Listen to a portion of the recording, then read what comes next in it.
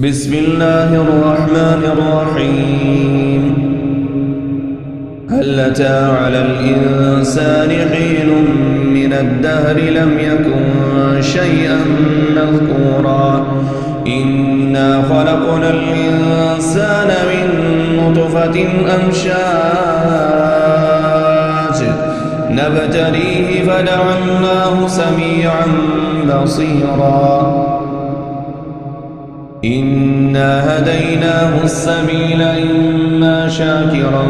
وإما كفورا إنا أعتدنا للكافرين سلاسل وأغلالا وسعيرا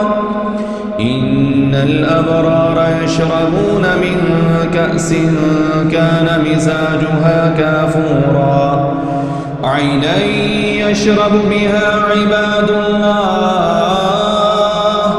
يفجرونها تفجيرا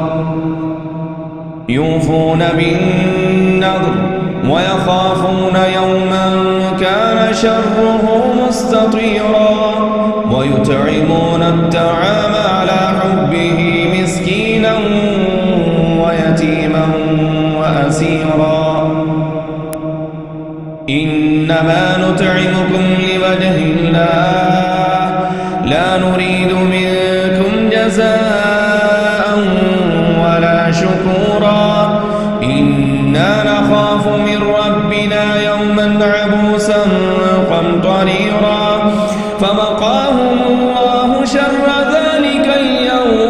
اليوم ولقاهم نضرة وسرورا وجزاهم بما صبروا جنة وحريرا متكئين فيها على الأرائك لا يرون فيها شمسا ولا زمهريرا ودانية عليهم ظلالها وذللت قطوفها تذليلا ويطاف عليهم بآنية من فضة وأكواب كانت قوارير من فضة قدروها تقديرا ويسقون فيها كأسا كان مزاجها زنجبيلا عينا فيها تسمى سلسبيلا ويطوف عليهم ولدان مخلدون إذا رأيتهم حسبتهم لؤلؤا منثورا وإذا رأيت ثم رأيت نعيما وملكا كبيرا عاليهم ثياب سندس خضر واستبرق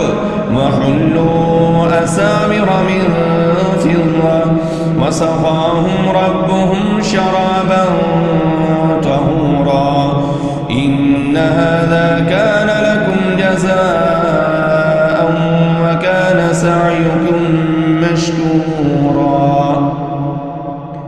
إنا نحن نزلنا عليك القرآن تنزيلا فاصبر لحكم ربك ولا تطع منهم آثما أو كفورا واذكر اسم ربك بكرة وأصيلا ومن الليل فاسجد له وسبحه ليلا طويلا إن هؤلاء يحبون العاجلة ويذرون وراءهم يوما ثقيلا نحن خلقناهم وشددنا أسرهم وإذا شئنا بدلنا أمثالهم تبديلا إن هذه تذكرة فمن شاء اتخذ إلى ربه سبيلا وما تشاءون إلا